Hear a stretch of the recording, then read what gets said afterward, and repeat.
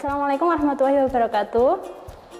Pemirsa LGC TV yang dirahmati oleh Allah Subhanahu wa Ta'ala, pada kesempatan kali ini kita akan melakukan pembelajaran dengan tema jenis-jenis paragraf. Jenis-jenis paragraf yang akan saya sampaikan ada 5. Yang pertama, paragraf deskripsi. Yang kedua, paragraf narasi. Yang ketiga, paragraf argumentasi. Yang keempat, paragraf persuasi. Dan yang terakhir, paragraf eksposisi. Untuk yang pertama, kita mulai dengan paragraf deskripsi. Paragraf deskripsi yaitu paragraf yang menjelaskan atau memaparkan suatu objek secara rinci. Objek yang dapat dijabarkan atau dijelaskan itu dapat berupa benda, lingkungan, alam, ataupun yang lainnya yang sekiranya ada di sekitar kita. Tujuannya adalah agar pembaca seolah-olah melihat atau mengalami langsung dari objek yang dideskripsikan oleh penulis. Struktur dari teks deskripsi itu sendiri ada 2. Yang pertama identifikasi, yang kedua deskripsi bagian. Identifikasi ini berisi tentang penjelasan atau penjabaran awal tentang objek yang dipilih oleh penulis. Sedangkan deskripsi bagian ini lebih merinci lagi dari objek yang dipilih atau bagian-bagian khusus yang dimiliki oleh objek itu dijelaskan pada bagian ini. Untuk lebih jelasnya lagi, mari kita perhatikan contoh pada layar berikut ini. Pada teks yang berjudul Parangtritis Nang Indah, pada bagian paragraf 1 merupakan bentuk identifikasi yang ditandai dengan penjelasan lokasi yang dideskripsikan. Sedangkan pada paragraf 2 dan 3 merupakan bentuk deskripsi bagian karena menjelaskan bagian-bagian khusus yang terdapat di Pantai Parangtritis secara rinci.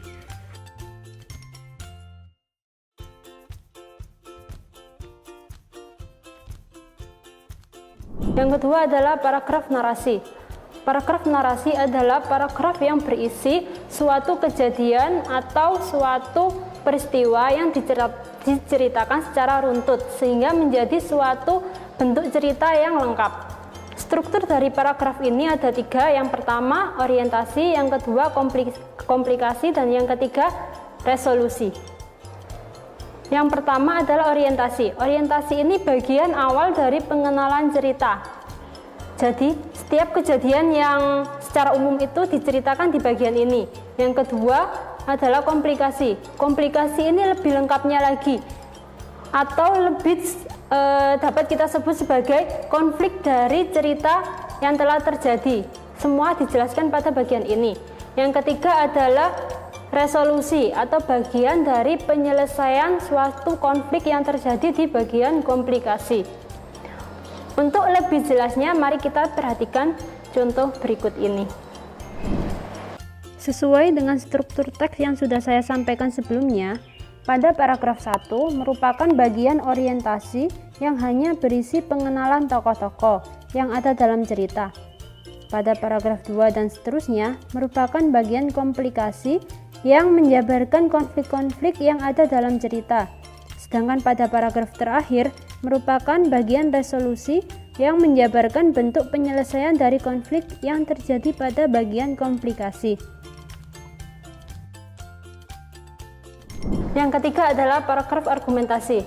Paragraf ini menjelaskan berbagai pendapat dengan didukung keterangan atau alasan untuk meyakinkan pembaca. Paragraf ini juga dilengkapi dengan pola hubungan sebab akibat. Diawali dengan peristiwa yang dianggap sebagai sebab, kemudian bergerak menuju akibat atau kesimpulan yang dihasilkan oleh sebab.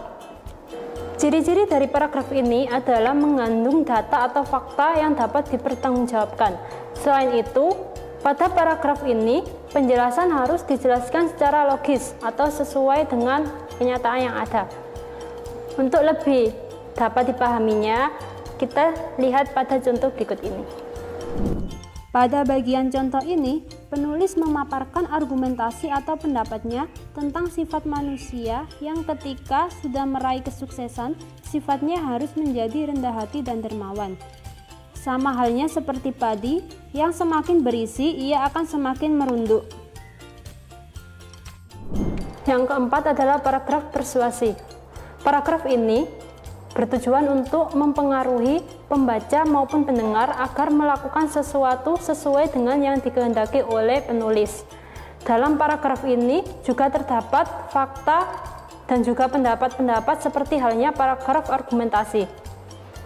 Dari fakta atau pendapat-pendapat ini nantinya diharapkan oleh penulis mampu mempengaruhi pembaca maupun pendengar. Ajakan dalam paragraf persuasif ini terdapat dalam dua bentuk. Yang pertama tersurat dan yang kedua tersirat. Tersurat ini ditandai dengan kata harus, sebaiknya, jangan, hindarilah, dan lain-lain. Sedangkan yang secara tersirat adalah maksud dari penulis itu tersampaikan atau tersembunyi di balik pernyataan yang ditulis oleh penulis. Untuk lebih jelasnya, mari kita perhatikan contoh berikut ini. Pada contoh ini, penulis menyampaikan pendapatnya tentang dunia pendidikan. Kita bisa lihat pada paragraf 1 dan 2 yang diisi dengan pendapat-pendapat penulis tentang proses pendidikan yang terjadi pada saat ini. Sedangkan pada bagian paragraf terakhir diisi dengan usaha-usaha penulis dalam mempengaruhi pembaca agar melakukan sesuatu sesuai dengan yang dikehendaki oleh penulis. Hal itu ditandai dengan kata hendaknya. Ini penting, harus diterapkan, dan nantinya. Yang kelima adalah paragraf eksposisi.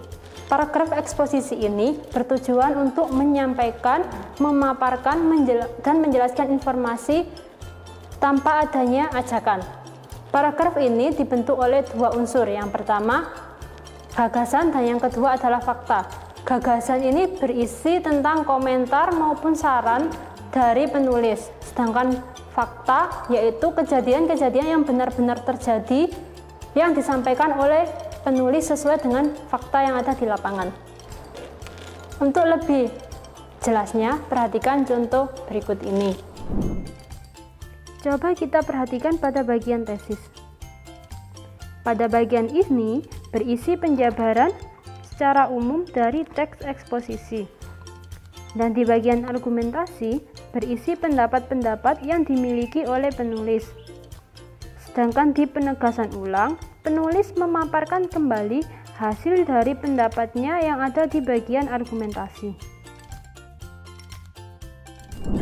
Setelah penjabaran dari kelima jenis paragraf di atas, untuk lebih memahami, coba buat salah satu contoh dari jenis-jenis paragraf di atas. Kemudian kirim ke link di bawah ini. Demikian yang dapat saya sampaikan, lebih kurangnya mohon maaf. Saya akhiri. Wassalamualaikum warahmatullahi wabarakatuh.